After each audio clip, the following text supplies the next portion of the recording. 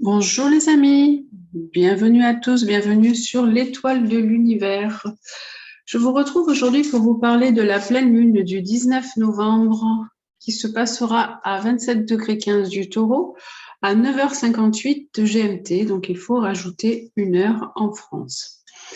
Cet axe Taureau-Scorpion, c'est l'axe possession-dépossession, c'est l'axe qui nous parle de la vie, qui nous parle du matériel, et qui nous parle de la mort, de l'inconscient et de la spiritualité.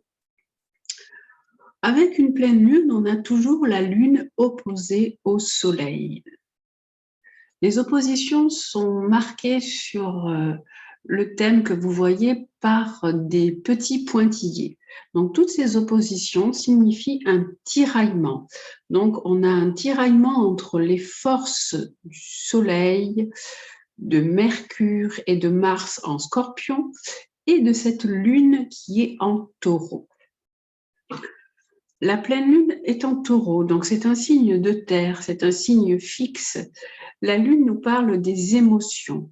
Elle est donc en opposition, comme je vous disais, au soleil, qui représente la personnalité et qui met en lumière du coup ce signe du Scorpion. Donc vous devez regarder, ou si vous avez votre thème, vous pouvez regarder dans votre thème où se trouve ce signe du Scorpion et vous verrez quel secteur sera mis en lumière. La lune, elle est exaltée en Taureau. Elle nous parle de nos émotions. Elle est vraiment en pleine possession de son expression.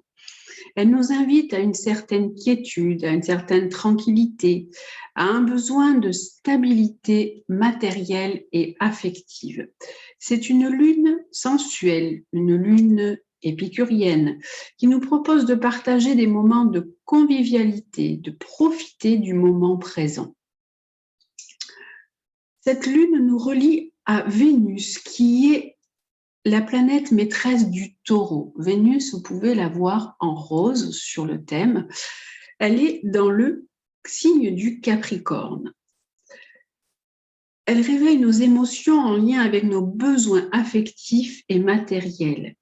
Cette lune en Capricorne est un peu terne, elle n'est pas vraiment au mieux de son expression. Elle est un peu éteinte, donc les sentiments peuvent être inhibés, on peut être moins démonstratif, on peut ressentir de la frustration, de l'abandon, un manque. La lune, elle, dans le Taureau, est conjointe au nœud nord. Le nœud nord représente notre mission de vie. Et en ce moment, pour tous, le nœud nord est dans le signe du Gémeaux. Donc, elle nous dit d'aller vers plus de légèreté, de communication, de communiquer dans la douceur et la tendresse. Ce qui peut être favorisé par Vénus, qui est donc bien reliée aussi à Mars. Mars qui est en rouge, en haut dans le Scorpion, on voit un petit trait bleu et ce petit trait bleu est un sextile. Donc on allie vraiment sentiment et action.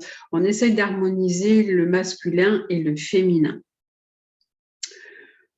Vénus est également en trigone à Uranus. Là, c'est un beau trait bleu plus foncé qui va à Uranus, qui se trouve en marron, que vous voyez un peu en marron dans le Taureau. Et cet aspect nous dit qu'il faut s'appuyer sur vraiment cette ouverture qu'on peut avoir. Même si nos désirs sont forts, on peut avoir aussi des aventures qui peuvent être originales avec Vénus, Trigone, Uranus. On peut avoir un certain magnétisme, il peut y avoir des bouleversements en amour. Il faudra donc extérioriser nos sentiments pour vivre au mieux cette pleine lune, être dans la zénitude sans agressivité.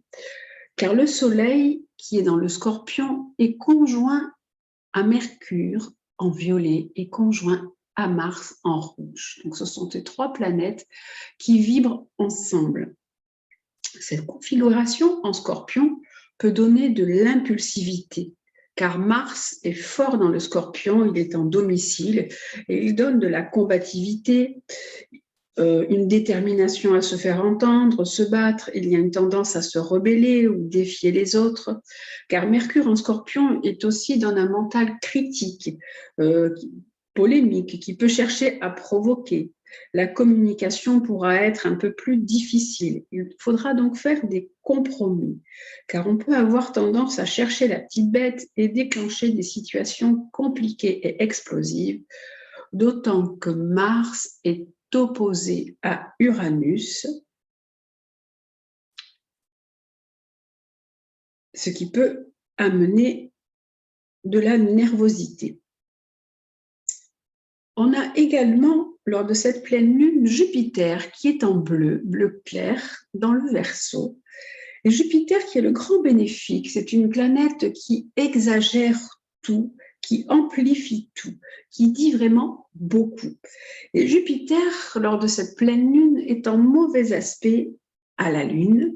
On voit qu'il y a un trait rouge qui part de Jupiter à la Lune, ce qui s'appelle un carré, un trait rouge qui part de Jupiter au Soleil et un trait rouge qui part de Jupiter à Mercure. Donc vraiment, Jupiter, qui est normalement le grand bénéfique, est quand même vraiment mal aspecté.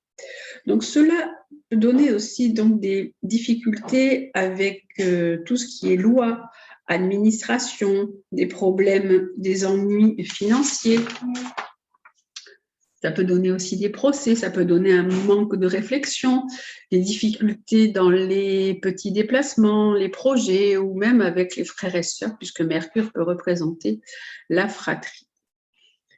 Mais on a quand même Pluton qui est le maître du Scorpion.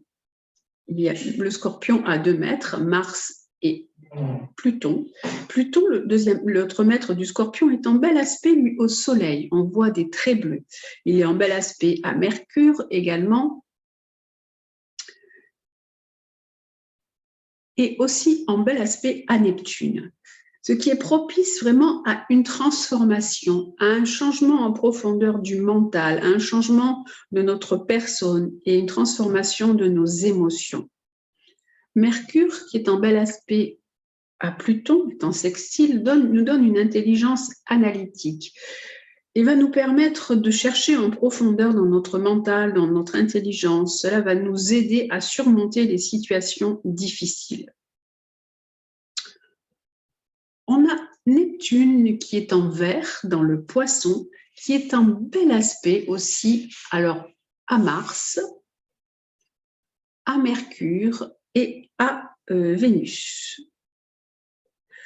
Donc, ça nous donne de l'intuition qui est au service de l'action. On peut agir avec empathie, compassion, se mettre au service d'une certaine spiritualité. Ça donne de la créativité.